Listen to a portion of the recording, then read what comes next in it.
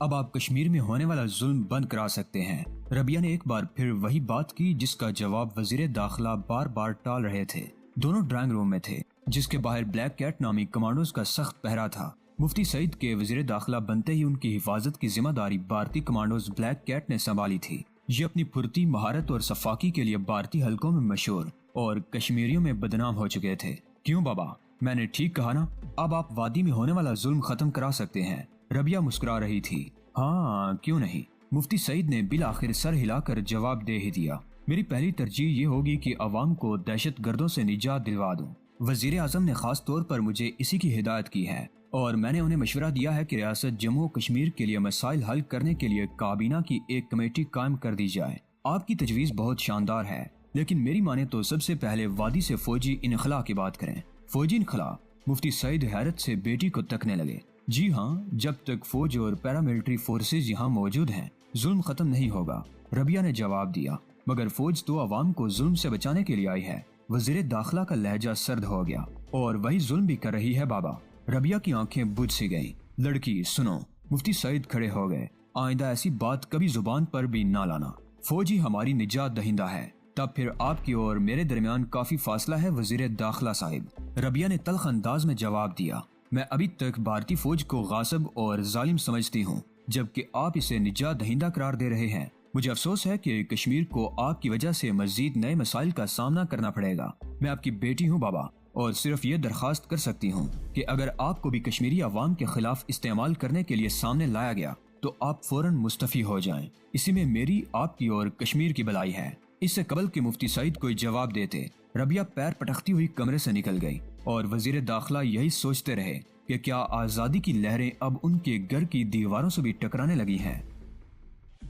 وادی میں انتخابات کے بعد اب ایک نئی مہم شروع ہو گئی تھی، شراب کے خلاف، فحش فلموں اور ریڈیو کے خلاف۔ یہ مہم کہنے کو اللہ ٹائیگرز کی اپیل پر شروع ہوئی تھی، لیکن مجاہدین کے تمام گروپ اس کے حامی تھے۔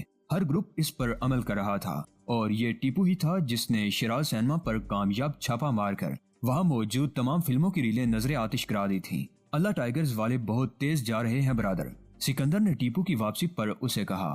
وہ جانتا تھا کہ خود ٹیپو شیران خدا کی اپیل پر عمل کر رہا ہے، لیکن اس کی کوشش یہ تھی کہ عسکری شعبہ کے ساتھی ہمہ وقت تیار اور مستعد رہیں۔ انہوں نے 2 مخبروں کو بھی پھانسی دے دی ہے، ٹیپو نے جواب دیا۔ میری اطلاعات کے مطابق بموں کے کم از کم 30 دھماکے انہوں نے کرائے ہیں۔ تمہیں یاد ہے کہ عامر جمیل، مسعود کامران، غازی الیاس، طارق الاسلام، انجینئر ادریس اور کیسر احمد سبھی 14 اگست کی تقریبات میں ہمارے ساتھ موجود تھے؟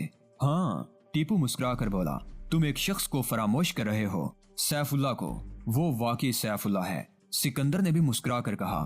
سیف اللہ سے وہ اچھی طرح واقف تھا۔ کالج کے زمانے میں سیف اللہ کی خواہش تھی کہ وہ جج بنے گا اور اس کی یہ خواہش بڑے عجیب انداز میں پوری ہوئی تھی۔ وہ اللہ ٹائیگرز کا چیف جسٹس تھا، قاضی القضاء، اور اس نے مخبروں کے خلاف بڑے تاریخی فیصلے کیے تھے۔ 2 بدنام مخبروں کو پھانسی کا فیصلہ اسی نے سنایا تھا۔ یہ وہ مخبر تھے جن کی وجہ سے مجاہدین کو نقصانات اٹھانے پڑے تھے۔ ٹیپو اور سکندر اسی قسم کی باتیں کر رہے تھے کہ زوبی داخل ہوئی۔ اس کے تیور دیکھ کر ٹیپو گھبرا گیا۔ اس نے سکندر اور زوبی کی طرف دیکھتے ہوئے خوفناک انداز میں دونوں ہاتھ اٹھا دیے۔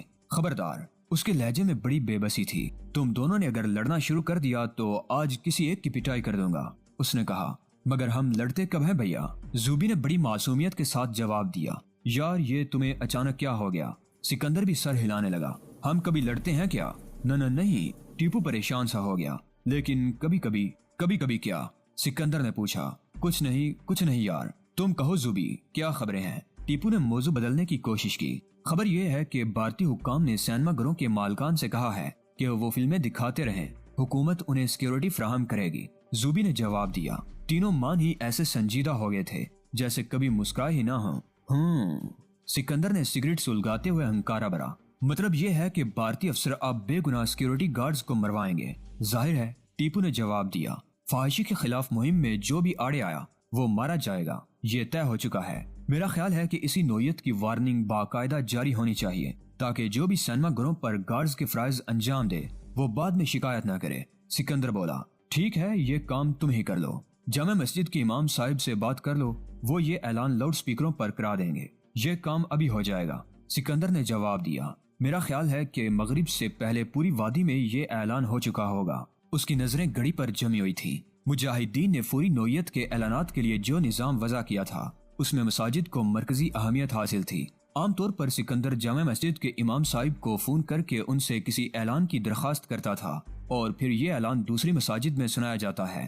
وہ مساجد اپنے طور پر یہ اعلانات شروع کر دیتی تھی۔ اس طرح ایک اذان سے دوسری اذان تک کے وقفے میں اعلان وادی کے گوشے گوشے میں سنا جا سکتا تھا۔ اس نظام کی اہمیت سے مجاہدین بہت اچھی طرح واقف تھے، لیکن ان کی کوشش یہ ہوتی تھی کہ مساجد کے لاؤڈ سپیکروں کو محض ہنگامی صورتحال ہی میں استعمال کیا جائے۔ موجودہ صورتحال ہنگامی نوعیت ہی کی تھی۔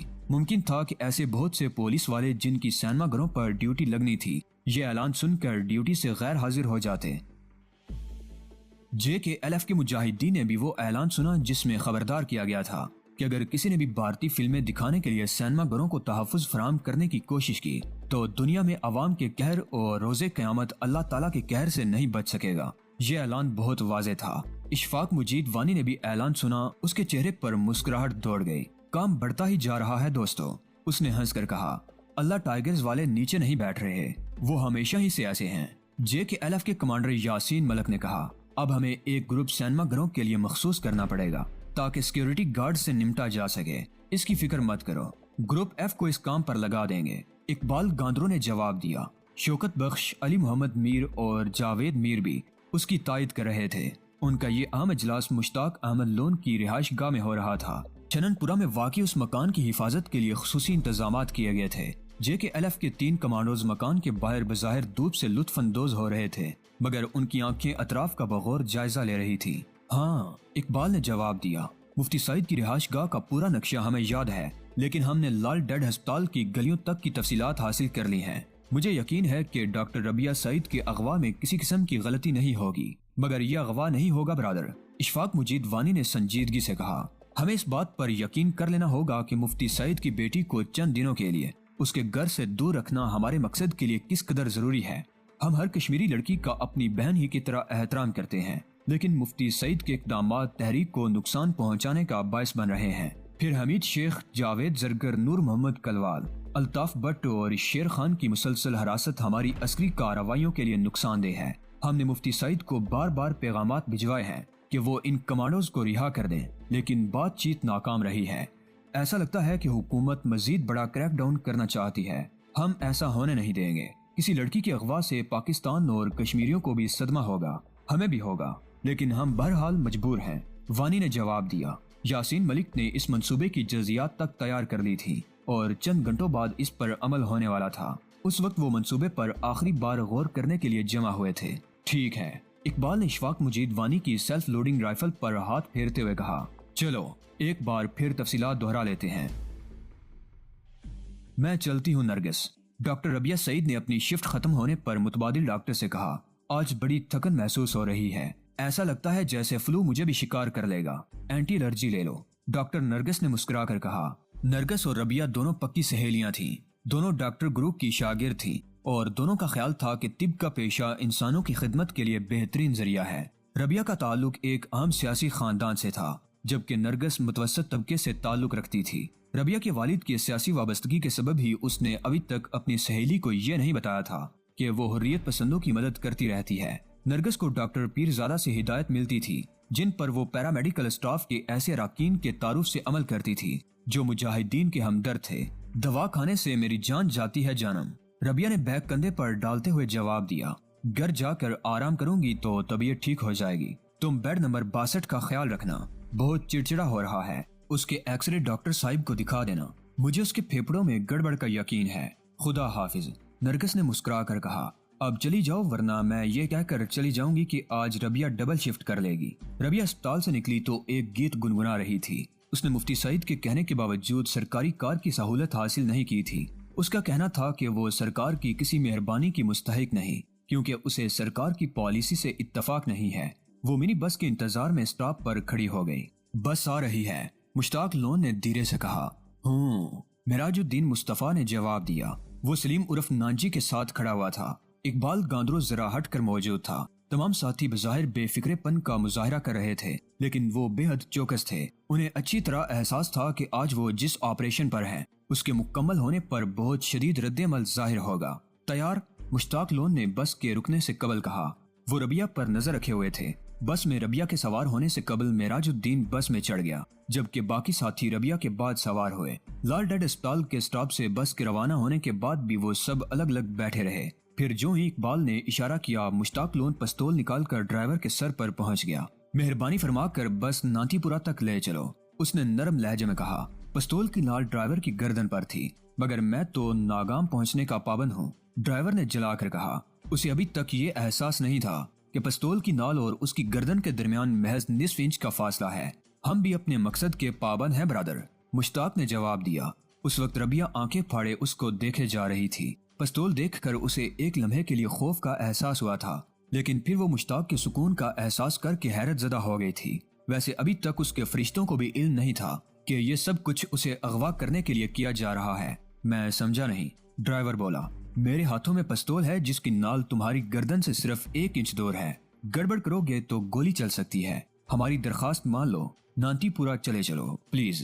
ڈرائیور کے ہاتھ کانپنے لگے، وہ عقب نما میں بغیر دیکھے سب کچھ سمجھ گیا۔ گاڑی اگلے ہی لمحے نانتی پورہ کی طرف جا رہی تھی۔ بس قریب آ رہی ہے برادر، یاسین ملک نے اشفاق مجید وانی سے کہا۔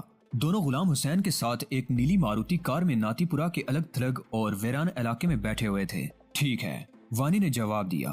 میں ایک بار پھر واضح کر دوں کہ ربیہ سے وہی رویہ اختیار کیا جائے گا جو ہم اپنی بہنوں کے ساتھ اختیار کرتے ہیں، وہی ادب، احترام اور پیار۔ ہمیں علم ہے کہ ربیہ ہمارے لیے بہنوں کی طرح قابل احترام ہے، غلام حسن نے جواب دیا۔ وہ بس کے مزید قریب آنے کا انتظار کرنے لگے۔ انہوں نے آج پہلی بار حکمت عملی تبدیل کی تھی۔ وہ ربیہ کو اغوا کرنے پر مجبور تھے، انہیں بھر قیمت اپنے ساتھی رہا کرانے تھے، اس لیے ضروری تھا کہ وہ کسی ایسی شخصیت کو یرغمال بنا لیں جس کی رہائی کے عوض بھارتی حکومت ان کے ساتھیوں کو رہا کرنے پر مجبور ہو جائے۔ سکندر بھائی، کسی گڑبڑ کا خطرہ ہے آج، عاصم نے ریسیور کریڈل پر رکھتے ہوئے متفکرانہ انداز میں کہا۔ کوئی خاص بات؟ ہاں، اشفاق مجید وانی اور اس کے تمام ساتھی اپنے مراکز پر نہیں، یاسین ملک بھی، ہاں وہ بھی موجود نہیں، گویا سارے عقاب کسی مشن پر ایک ساتھ گئے ہیں، مجھے ایسا لگتا ہے، عاصم نے جواب دیا۔ ویسے حیرت کی بات یہ ہے کہ ان میں سے آج کوئی بھی کنگن نہیں گیا۔ میری اطلاعات کے مطابق غلام حسن کو اسلحہ کی کھیپ لینے کے لیے کنگن جانا تھا، جہاں سنبل سے انہیں ایک کھیپ ملنے والی تھی۔ اللہ ٹائیگرز کے سیف اللہ کی اطلاع ہے کہ سنبل فشنگ سینٹر پر جو ہتھیار پہنچے ہیں انہیں کسی اور نے وصول کیا ہے۔ صورتحال خطرناک ہے، سکندر کچھ سوچ کر بولا۔ تم الفتح والوں کو لے کر گشت پر نکل جاؤ، میری بھی چھٹی حص خبردار کر رہی ہے کہ آج کوئی اچھوتا واقعہ ہونے والا ہے۔ سرکاری سطح پر کیا سرگرمیاں ہیں؟ فوجی دستے سینٹرل جیل کے قریب کیمپ لگا چکے ہیں، عاصم نے جواب دیا۔ ہری پربت فورٹ سے مخدوم صاحب کی مسجد تک بہت کڑا پہرا لگا ہوا ہے۔ ڈل جھیل پر جامع تلاشی جاری ہے اور کشتیوں پر چھاپے مارے جا رہے ہیں۔ ٹیپو کی کوئی اطلاع؟ کمانڈر اوبرائے ہوٹل کے گرد جمع ہو رہے ہیں، عاصم نے جواب دیا۔ تم چوکس رہو، سکندر اٹھ گیا۔ میں زوبی کی طرف جا رہا ہوں، جیسے ہی کوئی اطلاع ملی مجھے فون کر دینا۔ عاصم سر ہلانے لگا۔ سکندر کنٹرول روم سے نکل گیا، اسے اچانک ہی وحشت ہونے لگی تھی۔ بس بریک لگا دو بھائی، مشتاق نے نیلی کار نظر آتے ہی درخواست کی۔ بس ایک دھچکے کے ساتھ رک گئی۔ مسافر حیرت سے ان نوجوانوں کو دیکھنے لگے جو اچانک ہی اٹھ کھڑے ہوئے تھے۔ تمام مسافر اپنی جگہ بیٹھے رہے۔ اقبال نے کرخت لہجے میں خبردار کیا، اگر کسی نے بھی تیزی دکھانے کی کوشش کی تو وہ مارا جائے گا۔ بہن آپ پلیز، مشتاق نے پہلی بار ربیہ کی طرف دیکھ کر کہا۔ کیا مطلب؟ ربیہ اچھل پڑی، اسے اس کی توقع نہ تھی۔ آپ نیچے اتریں پلیز۔ مشتاق لون کا لہجہ بہت نرم تھا، کچھ ایسا جیسے وہ شرمندگی محسوس کر رہا ہو۔ میں سمجھی نہیں۔ ڈاکٹر ربیہ کے چہرے کی رنگت فک ہو گئی۔ آپ ہمارے ساتھ چلیں گی؟ مگر کہاں؟ اپنے بھائیوں کے ساتھ ان کے گھر؟ میں نہیں جاؤں گی، ربیہ کی آواز کانپ رہی تھی۔ آپ چلیں گی؟ مشتاق نے پستول لہرا کر کہا۔ جلدی جلدی کریں، معراج الدین نے داڑ کر کہا۔ مشتاق نے ربیہ کی طرف دیکھا۔ ربیہ نے ایک طویل سانس لی اور پھر بہت دھیمے انداز میں پوچھا، تم کون ہو؟ کشمیر کے بیٹے، مشتاق نے جواب دیا۔ ربیہ مزید کچھ سنے بغیر بس سے اتر گئی۔ وہ سمجھ گئی تھی کہ اسے اغوا کیا جا رہا ہے۔ اغوا کرنے والے وہی مجاہدین ہیں جنہیں اس کا باپ دہشت گرد کہتا ہے۔ اسے یہ بھی اندازہ تھا کہ اس کے اغوا کی وجہ اس کے باپ کی وزارت ہے۔ بس جو ہی روانہ ہوئی، نیلی کار تیزی سے ربیہ، مشتاق، معراج الدین، مصطفیٰ اور اقبال کے قریب آ کر رک گئی۔ گاڑی علی محمد میر چلا رہا تھا۔ اشفاق اور یاسین ملک بہت تیزی سے اگلی نشستوں پر منتقل ہو گئے۔ ہری اپ، اشفاق نے چلا کر کہا۔ باقی تمام ساتھی مختلف سمتوں میں روانہ ہو گئے۔ نیلی کار بہت تیزی سے دائیں طرف دوڑ گئی۔ ہم نے عام مفہوم میں آپ کو اغوا کر لیا ہے ڈاکٹر ربیہ سعید، اشفاق نے پیچھے دیکھے بغیر کہا، ہم تعزیرات ہند کی مختلف دفعات کے تحت ملزم ضرور ہیں لیکن کشمیری عوام کے ملزم نہیں۔ اس مرحلے پر میں آپ کو صرف یہ یقین دلانا چاہتا ہوں کہ آپ کی عزت اور آبرو ہمیں بہت عزیز ہے۔ ہمارے لیے آپ بہن ہیں، ایسی ہی بہن جیسی ہمارے گھر میں ہے۔ شکریہ، ربیہ نے خشک لہجے میں کہا۔ اس کی خود اعتمادی آہستہ آہستہ بحال ہو رہی تھی۔ کیا میں پوچھ سکتی ہوں کہ مجھے کیوں اغوا کیا گیا ہے؟ ضرور، ہم آپ کی رہائی کے بدلے اپنے ساتھیوں کی جیل سے رہائی کا مطالبہ کریں گے۔ کیا اس کے لیے میرا ہی اغوا ضروری تھا؟ یقیناً، اشفاق نے جواب دیا۔ برادر، ان کی آنکھوں پر پٹی باندھ دو، میں نہیں چاہتا کہ یہ راستے پہچان لیں۔ نیلی کار بہت تیزی سے سوپور میں داخل ہوئی، جہاں جاوید اقبال کے گھر میں مہمانوں کے لیے سارے انتظامات موجود تھے۔ اس مکان کی چھت پر 2 محافظ اقبال حسن اور اقبال گاندرو پہلے ہی چوکس تھے۔ مکان کے باہر بھی 2 محافظ موجود تھے، جبکہ گلی میں 4 حریت پسند مختلف مکانوں اور دکانوں کے آس پاس بیٹھے ہوئے تھے۔ خوش آمدید، جاوید اقبال کی بہن نے ربیہ کو ہاتھوں ہاتھ لیا۔ آپ غیروں میں نہیں بہن، اپنوں میں ہیں۔ یہاں آپ کو کسی قسم کی تکلیف نہیں ہوگی، پھر بھی قیدی ہی سمجھوں گی اپنے آپ کو، ربیہ نے بڑے حوصلے کے ساتھ کہا۔ ایسا قیدی جس نے کوئی جرم نہیں کیا، یا شاید جس کا جرم صرف یہ ہے کہ وہ مفتی سعید کی بیٹی ہے۔ آپ کے کمرے میں کوئی بلا اجازت نہیں آئے گا، مجھے اجازت لے کر اغوا نہیں کیا گیا۔ ربیہ ہنس پڑی۔ پھر بھی آپ مہمان ہیں، ہماری مہمان۔ جاوید اقبال کی بہن بھی ہنس پڑی۔ اسی لمحے کسی دوسرے کمرے میں فون کی گھنٹی بجنے لگی اور وہ لڑکی جو خود کو میزبان کی بہن کہہ رہی تھی فوراً ہی وہاں سے چلی گئی۔ سری نگر میں پولیس اور فوج کی نقل و حرکت گزشتہ 1 گھنٹے کے دوران اچانک ہی بے حد بڑھ گئی۔ ہر طرف فوجی گشت کرنے لگے، پولیس کی گاڑیاں افراتفری کے عالم میں دوڑنے لگیں، ہر سڑک اور گلی کی ناکہ بندی شروع ہو گئی۔ جنوبی علاقے میں ایک بڑے چوراہے پر درجنوں بسیں، کاریں اور ٹرک روکے جانے لگے۔ بسوں سے مسافروں کو اتار اتار کر ان کی تلاشی لی جانے لگی۔ تلاشی لینے والوں کا رویہ بہت درست تھا اور تلاشی دینے والے بے حد خوف زدہ نظر آ رہے تھے۔ تلاشی کی اس مہم میں فوج اور پولیس بڑے بوڑھوں کو بھی نہیں بخش رہی تھی۔ یوں لگتا تھا جیسے حکومت کو کسی سوئی کی تلاش ہے۔ اسی نوعیت کی ناکہ بندی بولی وارڈ پر بھی کی گئی تھی۔ یہاں کاروں سے کھاتے پیتے اور امیر کشمیریوں کو بھی اتارا جا رہا تھا۔ اگر کوئی شخص غصے میں آ جاتا تو اسے معمولی کانسٹیبل بھی بری طرح جھڑک رہا تھا۔ Holy night hotel, park hotel, Mazda hotel, Nehru hotel پر چھاپے مارے جا رہے تھے۔ نشاط پروان روڈ پر جگہ جگہ رکاوٹیں کھڑی ہوئی تھی۔ لیک ویو ہوٹل کی فوج کی نگرانی میں تلاشی لی جا رہی تھی۔ شیر کشمیر کنونشن کمپلیکس کے چاروں طرف فوجی گاڑیاں نظر آ رہی تھیں۔ تلاشی کا سلسلہ چشمہ شاہی اور پری محل تک پھیلا ہوا تھا۔ راج بھون میں زبردست گہما گہمی نظر آ رہی تھی۔ گورنر کرشنا راؤ کی زیر صدارت اعلیٰ افسروں کا اجلاس جاری تھا۔ وزیر اعلیٰ فاروق عبداللہ ملک سے باہر تھے، انہیں صورتحال کا کوئی علم نہیں تھا۔ راج بھون میں اجلاس کے دوران ہی لیفٹیننٹ جنرل زکی کی گاڑی داخل ہوئی تو ایک بار پھر ہلچل مچ گئی۔ جنرل زکی کے ساتھ بارڈر سیکیورٹی فورس کے انسپیکٹر جنرل BC ڈوگرا بھی تھے، جو 29 نومبر کو اپنی پریس کانفرنس میں یہ دعویٰ کر چکے تھے کہ وادی میں ہنگاموں کی وجہ پاکستانی دہشت گرد ہیں، اور یہ بھی کہ کنٹرول لائن پر جھڑپوں میں اب تک ایسے 41 پاکستانی ہلاک کیے جا چکے ہیں۔ گورنر کرشنا راؤ کی حالت غیر ہو رہی تھی۔ پردھان منتری نے دو ٹوک انداز میں کہہ دیا تھا کہ وہ ہر قیمت پر 24 گھنٹے کے اندر اندر نتائج چاہتے ہیں۔ گورنر نے کہا وزیر اعظم VP سنگھ سے ان کی ابھی بات ہوئی تھی۔ کچھ دیر قبل گورنر کو اطلاع دی گئی تھی کہ شہر کی اس انداز میں ناکہ بندی کی گئی ہے کہ پرندہ بھی وادی سے باہر نہیں جا سکتا۔ جنرل زکی اور IG ڈوگرا کی آمد کے بعد اجلاس میں مزید ہنگامی کیفیت پیدا ہو گئی۔ 20 گھنٹے بعد دلی سے ایک اور کال آئی۔ دوستو، آج کی قسط آپ کو کیسی لگی؟ کامنٹ باکس میں اپنی قیمتی رائے کا اظہار لازمی کریں۔ ویڈیو کو لائک کر کے اپنے دوستوں عزیزوں سے لازمی شیئر کریں۔